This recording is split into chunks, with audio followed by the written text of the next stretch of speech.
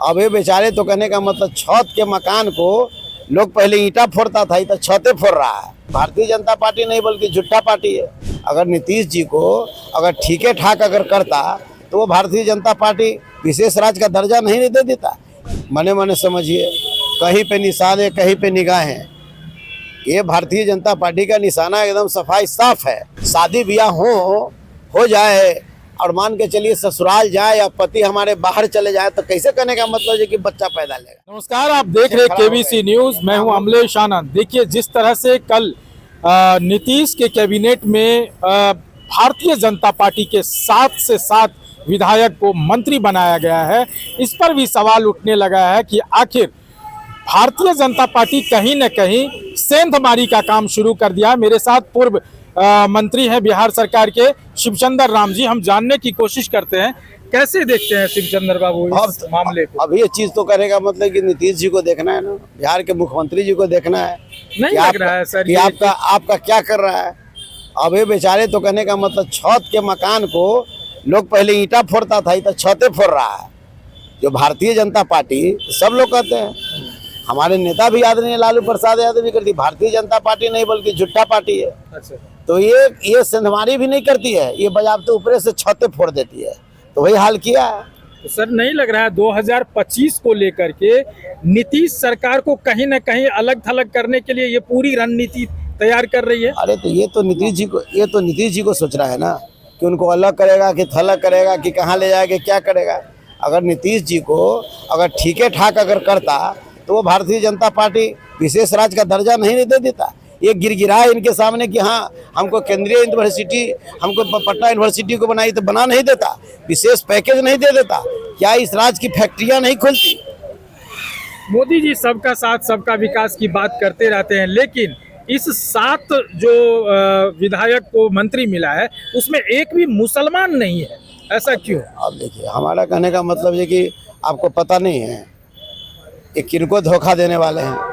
मने मने समझिए, कहीं पे निशान है कहीं पे निगाहें। ये भारतीय जनता पार्टी का निशाना एकदम सफाई साफ है।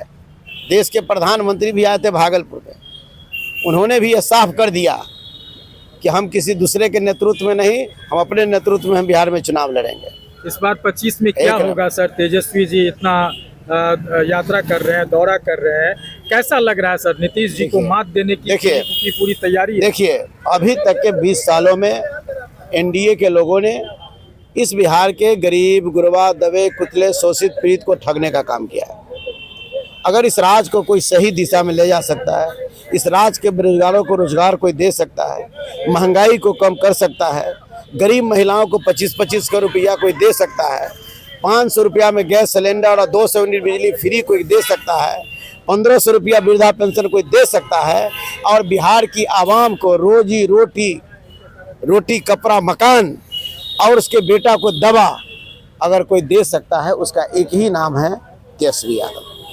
तेजस्वी यादव जब अपनी सरकार में आए हैं, जब समय मिला है, उन्होंने ऐतिहासिक काम करने का काम किया है।